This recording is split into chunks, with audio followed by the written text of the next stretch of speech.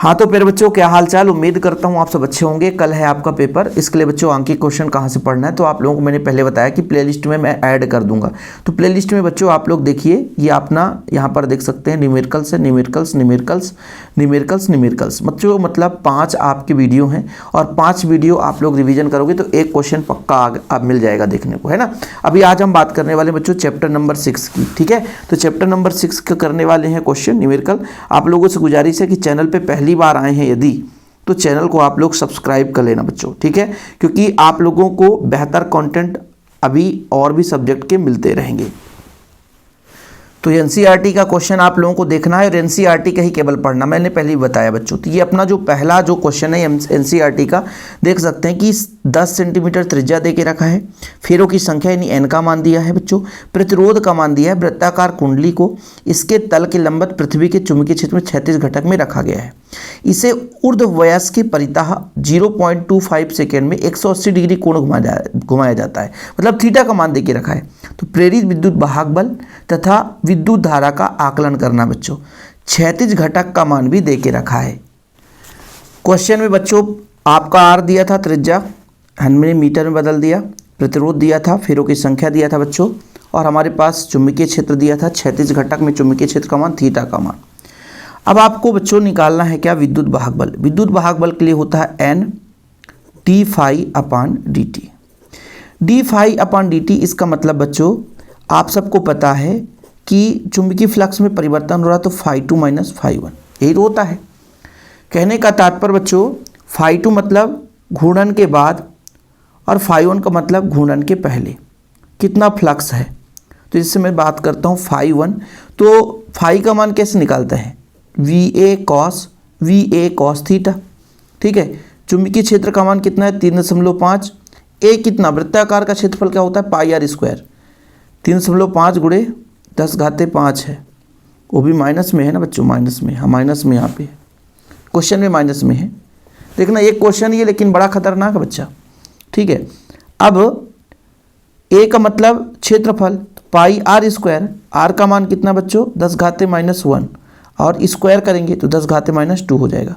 काश प्रारंभिक स्थिति में कोण कितना है 0 डिग्री, प्रारंभिक स्थिति में काश 0 डिग्री है, प्रारंभिक स्थिति में 0 डिग्री रहता है, मतलब जैसे θ1 बराबर अपना 0 डिग्री और θ2 बराबर 180 डिग्री।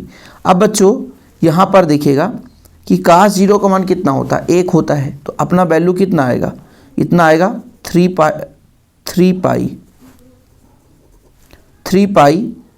पाई इंटू 10⁻⁻7, इतना आ गया बच्चों φ1। φ2 निकालेंगे बच्चों तो VA cos थीटा ही लगेगा, B का मान वही अपना रहेगा कितना 3.0 गुणे 10⁻⁻5 और क्षेत्रफल का पाई आर स्क्वायर मतलब बच्चों आर का मान 10⁻⁻2 हो जाएगा। काश 180 डिग्री, काश 180 डिग्री का मान होता है -1 है ना, -1 सामने आ जाएगा, 3 पाई हो जाएगा बच्चों, 3 पाई इंटू 10⁻⁻7, ठीक है, बेबर होता बच्चों। तो ये अपना चुंबकीय फ्लक्स हो गया। अब परिवर्तन निकालेंगे, घटाएंगे बच्चों, तो घटाएंगे जब इसमें इसको घटाएंगे तो बच्चों φ2 माइनस φ1 होता है, तो 3 पाई कितना हो जाएगा 6 पाई हो जाएगा, कितना हो जाएगा 6 पाई हो जाएगा। यानी कुल मिलाकर विद्युत वाहक बल निकालना चाहते हैं तो एन डी फाई अपान डी टी हो जाएगा। तो फ्लक्स में बच्चों परिवर्तन कैसे हो गया, पहले आप लोगों का ज़्यादा रहा होगा तो φ1 माइनस φ2 कर दो, है ना, तो 3 और 3 घटाएंगे ऋण ऋण धन हो जाएगा तो 6 पाई हो जाएगा। फेरों की संख्या अपनी 500 है, इसका मान हो जाएगा बच्चों 6 पाई इंटू 10⁻⁻7, ठीक है। और बच्चों यहाँ पे अपना समय कितना दिया था भाई, समय यहाँ पर कितना दिया था 0.25 सेकेंड, तो समय अपना 0.25 सेकेंड है। अब इसको कैलकुलेट करो बच्चों, कैलकुलेट आसानी से करना हो तो कर लो, नहीं बने तो कोई दिक्कत ही नहीं है। ये बच्चों दशमलव के 2 अंक के कारण 2 0 बढ़ा दिया और 25 चौको 100, इन्हीं इतना आ गया, है ना। अब इसको बच्चों यदि आप मान रखोगे तो 5 चौको 20, 2 0 ऑलरेडी है, गुणे 6 और पाई का मान है 3.14 और 10⁻⁻7 ही है। अब बच्चों 6 दूनी 12, 12 चौक 48, 12 एक कम 12, 12 एक कम 12, ठीक है। देखो भाई 6 दूनी 12, 12 चौक 48 हासिल 4 फिर 12 1 कम 12, 12 4 16 की 86 लेख, 12 3 36, 36 1 37, इतना हो गया है ना। और बच्चों अपना 1 2 3, 1 2 3 दशमलव 2 अंक के पहले, दशमलव 2 अंक के पहले, और 10 घाते -7 है। हमको बच्चों 4 यहाँ पर लगाना है, 3 दशमलव मान लीजिए 8 कर दें, इसको पूरा 8 कर दें तो 1 2 3 4, 4 घटा दो तो 10 घाते -3 एम, मतलब ये वोल्ट आ गया। और धारा का मान निकालना बच्चों, तो धारा का फार्मूला होता है E/R। ई का मान कितना आया 3.8 × 10 घाते -3। प्रतिरोध का मान कितना था बच्चों, प्रतिरोध R का मान है 2 ओम, 2 ओम है बच्चों, तो यहाँ पे 2 रख दो तो इतना आ जाएगा 1.9 × 10⁻³ एम्पियर। ये अपना ये चैप्टर का ये वाला क्वेश्चन महत्वपूर्ण था बच्चों, ठीक है, ये वाला महत्वपूर्ण क्वेश्चन था, इसलिए मैंने इसको करा दिया। वही क्वेश्चन करना है जो काम का चीज़ है। अब जैसे इस क्वेश्चन को देखो कि एक पहिया है जिसमें 0.5 मीटर लंबे 10 धात्विक स्पोक को 120 चक्र प्रति मिनट की दर से घुमाया जाता है। पहिए का घूर्णनतल उस पृथ्वी के चुंबकीय अक्ष के क्षैतिज घटक के अभिलंबित है। यदि HE का मान इतना है तो पहिए की धुरी रिम के मध्य प्रेरित विद्युत वाहक बल का मान क्या होगा। अब यदि ये फार्मूला जिससे बन रहा है कि प्रेरित विद्युत वाहक बल का मान 1/2 ओमेगा BR², तो 1/2 रख देंगे, ठीक है बच्चों। और ओमेगा का मान यहाँ पर देखो कितना है, यहाँ पर आप लोग यहाँ पर बच्चों HE का मान दिया है 0.4 G है ना, और 1 G का मान है 10 घाते -4 T। तो चुंबकीय क्षेत्र का मान तो पता है 0.4, तो 0.4, लेकिन इसको T में बदला बच्चों तो 10 घाते -4 का गुणा कर दिए, ये चीज़ आ गया। और यहाँ पर ओमेगा मतलब टोटल कितना कहता है, टोटल 4 पाई, यानी समझो 360 नहीं 2 बार घूम रहा है। क्या बोलता है,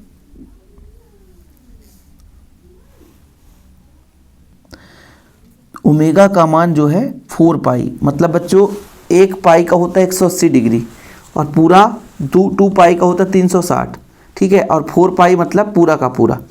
तो ये अपना छोटा सा सवाल है, यदि करना है तो कर लो, करना है यदि इस सवाल को थोड़ा सा इसको याद करना पड़ेगा, फार्मूला याद करना पड़ेगा बच्चों। देखो ऐसे ही NCERT क्वेश्चन आएगा, बिल्कुल टफ नहीं आएगा, एकदम छोटा सा क्वेश्चन पूछेगा और फिर आप लोग कहोगे सर नहीं बना, केवल NCERT का क्वेश्चन पूछेगा, कठिन क्वेश्चन तो पूछ ही नहीं सकता बच्चों। जैसे ये कठिन क्वेश्चन बिल्कुल नहीं आएगा MP बोर्ड में, अब केवल छोटे क्वेश्चन। अब देखो 2022 से एक क्वेश्चन इस तरीके से इस सूत्र से क्वेश्चन आया था 2022 में, आप लोग पढ़े होंगे शायद, 2022 में इस क्वेश्चन से सूत्र आया था, आसानी से बन जाता है। अब यहाँ पर बच्चों एक क्वेश्चन आपको मैं यहाँ पे थोड़ा सा बताता हूँ, इस क्वेश्चन को आप लोग पढ़ो और ये क्वेश्चन मज़ा आ जाएगा आप लोगों को। 0.5 मीटर लंबी धातु की छड़ है, ठीक है, 400 रेडियन पर सेकंड से कोणीय आवृत्ति से घूर्णन गति कर रहा है। छड़ का दूसरा सिरा एक धात्विक वलय से संपर्कित है। सभी जगह चुंबकीय क्षेत्र का मान देखिए बच्चों 0.5 टेस्ला है। इसमें G मैंने दिया है, नहीं G को हम T में बदलते 10 घाते -4 का गुणा करते। वलय तथा अक्ष के बीच विद्युत वाहक बल की गणना करनी है। सबसे पहले क्या क्या दिया है उसको लिखते हैं। तो सबसे पहले बच्चों अपना दे के रखा है छड़ की लंबाई, L का मान है 1.0 मीटर, ठीक। कोणीय आवृत्ति दिया है बच्चों 400 रेडियन पर सेकेंड, ठीक है, और दिया है चुंबकीय क्षेत्र 0.5 टेस्ला। विद्युत वाहक बल का फार्मूला होता है 1/2 V ओमेगा L²। ये आप लोगों को जैसे अभी एक एग्जाम्पल्स दिया था बच्चों। अब जैसे 1/2 हो गया, B का मान अपने पास पता है 0.5, ठीक, ओमेगा का मान पता है 400, ठीक है, रेडियन पर सेकेंड, और L का मान कितना है 1.0 का स्क्वायर। बस इसका कैलकुलेशन कर दो, जो भी आंसर आए, जैसे 200 हो जाएगा बच्चों, ठीक है। और इसका तो ख़त्म, 1 का बर करो कितना भी, 2 पंचे 10, 1 दशमलव लगा दो, यानी अपना कितना आ गया 100 वोल्ट आ गया। तो ऐसे क्वेश्चन यदि आ जाते हैं तो बहुत सिंपल है और आसानी से हर बच्चे से बन जाएगा। ऐसे क्वेश्चन आसानी से कोई भी बच्चा कर सकता है। अगला क्वेश्चन देखते हैं बच्चों चैप्टर नंबर 7 से, जो कि काफ़ी महत्वपूर्ण है। देखिए, एक विद्युत बल्ब 220 वोल्ट आपूर्ति के लिए 100 वाट शक्ति देने के लिए बनाया गया। बल्ब का प्रतिरोध, शिखर वोल्टता का मान, बल्ब में प्रवाहित होने वाली RMS का मान निकालो। तो P बराबर तो आपको पता है आपका बच्चों कितना है, पावर 100 वाट है। V का 220 वोल्ट। तो बच्चों आप लोगों को सबसे पहले बल्ब का प्रतिरोध निकालना है। तो R बराबर याद रखना है V² बटा P। V का मान कितना 220 रखोगे बच्चों और P का मान 100। तो आप लोग 22 का गुणा करोगे तो 2 बार 484 और डबल जीरो आएगा, डबल जीरो से डबल जीरो कट जाएगा बच्चों। कैसे, यहाँ पे मैं सीधा सीधा बता देता हूँ, आप लोग बता सकते हो। जैसे आपका 22 है ना, और जीरो है बच्चों, तो ये अपना 100 है, तो इसका 2 बार गुणा होगा। तो बच्चों एक जीरो से जीरो, ये जीरो से कट गया, और 22 का 22 से गुणा होगा बच्चों, तो 484 ओम आ गया, तो प्रतिरोध आ गया। अच्छा, इसके बाद क्या बोला बच्चों, शिखर वोल्टता VRMS। शिखर वोल्टता मतलब यानी अपना बच्चों एक प्रकार से शिखर वोल्टता यानी V0, तो √2 अपना हो जाएगा VRMS। ठीक है, शिखर वोल्टता ही पूछा है ना, हाँ, तो ये √2 हो जाएगा √2V। तो बच्चों अपना कितना दे के रखा है, √2 रहने दो। V का मान दे के रखा है क्या, V का मान अपना कितना है, V का मान है बच्चों 220। कितना है, 220। अब इसका मान 1.414 रखो, फिर 220 का क्या कर दो, गुणा कर दो, तो लगभग इतना आ जाएगा 311। फिर बच्चों क्या पूछा है, बल्ब में प्रवाहित RMS धारा का मान निकालना है। तो धारा I बराबर निकालना है, तो I बराबर होगा P बटा V। P का मान 100 वाट, V का मान इतना, बस आंसर निकाल दो। तो ऐसे एकदम छोटे छोटे क्वेश्चन एग्जाम में बहुत कठिन क्वेश्चन नहीं आता है, लेकिन बच्चों को सोचने में मजबूर कर देता कि कहाँ से पढ़ें। बस थोड़ा तरीका समझो बस कि ये क्वेश्चन लग सकते हैं।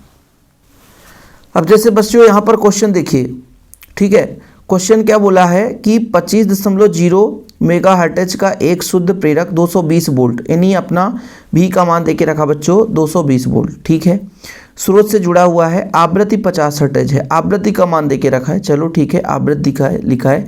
तो परिपथ का प्रेरकीय प्रतिघात निकालना है, मतलब बच्चों हमें क्या निकालना है, प्रेरकीय प्रतिघात XL निकालना है, और RMS निकालना है, मतलब धारा का मान निकालना है बच्चों।